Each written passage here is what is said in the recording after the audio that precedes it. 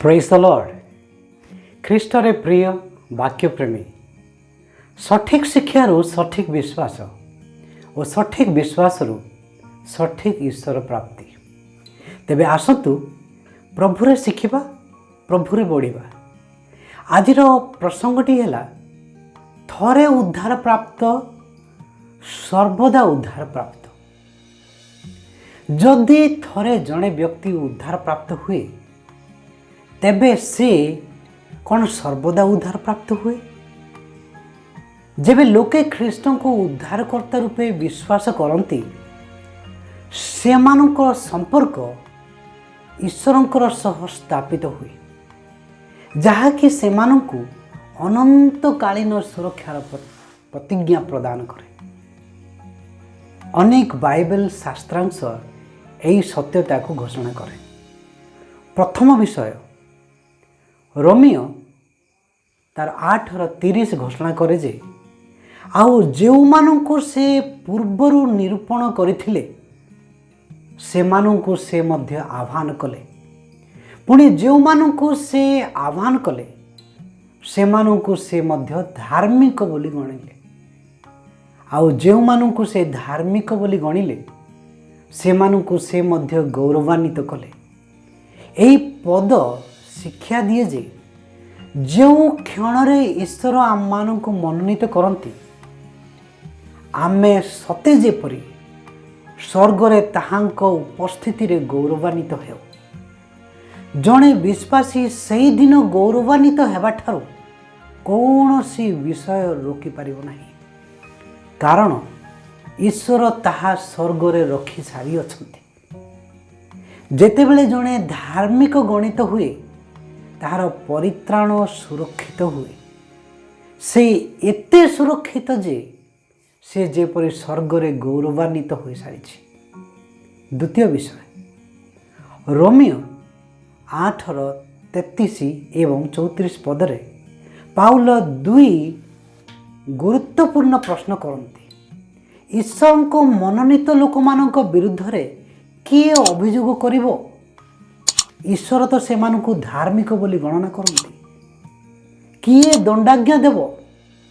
ख्रीष्ट जीशु तो मृत्यु भोग कले, बरम से उत्थापित हेले। से ईश्वर को दक्षिण पार्श्व अछंती। से मध्य मानक निमंते निवेदन करुअछंती। ईश्वर को मनोनीत विरुद्ध रे किए निंदा आनिबो? केही नुहे, कारण ख्रीष्ट आम साहाय्यकारी। किए आमको निंदा करिवो? केही नुहे, कारण ख्रीष्ट जी आम पाए मृत्यु भोग कले से निंदा करती। आम पाखरे दुहे साहाय्यकारी और विचारकर्ता उद्धारकर्ता रूपे अछंती।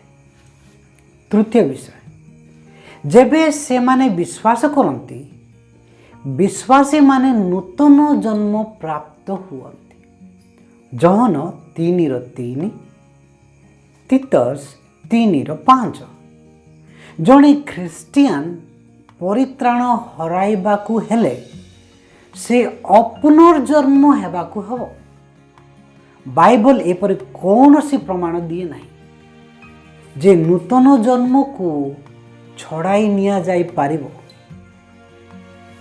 चतुर्थ विषय पवित्र आत्मा समस्त विश्वासी मध्य बास करते। जहन 14:17 रोमियो 8:9 एवं ख्रीष्टों शरीर रे से समस्त को बाप्तिजित करांती। प्रथम करंतिय 12:13 पद जड़े विश्वासी को औद्धार प्राप्त हेबाकू हेले ताहांको ठारे पवित्र आत्मा बास न करिबा हेबाकू पड़िबो और से ख्रीष्टों शरीर ठारू पृथकीकृत हेबाकू पड़िबो। पंचम विषय जहन 3:15 कहे जे जो माने ख्रीष्टों ठारे विश्वास करिबे से माने अनंत जीवन प्राप्त हेबे। जदि तुम्हें ख्रीष्टों ठारे आज विश्वास करिबो किंतु आसंता काली ताहाकू हराइबो ତେବେ ତାହା କଦାପି ଅନନ୍ତ ଜୀବନ ନଥିଲା।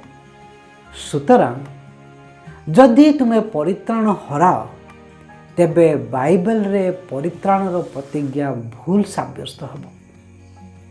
ଷଷ୍ଠ ବିଷୟ, ମୋ ଚିନ୍ତାରେ ସବୁଠାରୁ ଶକ୍ତିଶାଳୀ ଯୁକ୍ତି ରୋମିଓ 8:38 ଓ 39ରେ ଦିଆଯାଇଅଛି।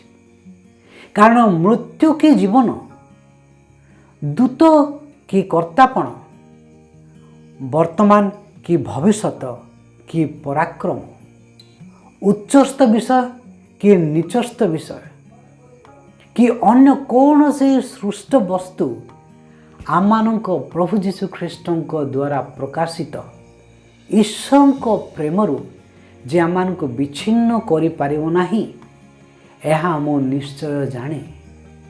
ମନେ ରଖନ୍ତୁ, ଯେଉଁ ଈଶ୍ୱର କି ଉଦ୍ଧାର କଲେ ସେ ହିଁ ତୁମକୁ ସୁରକ୍ଷିତ ରଖିବେ।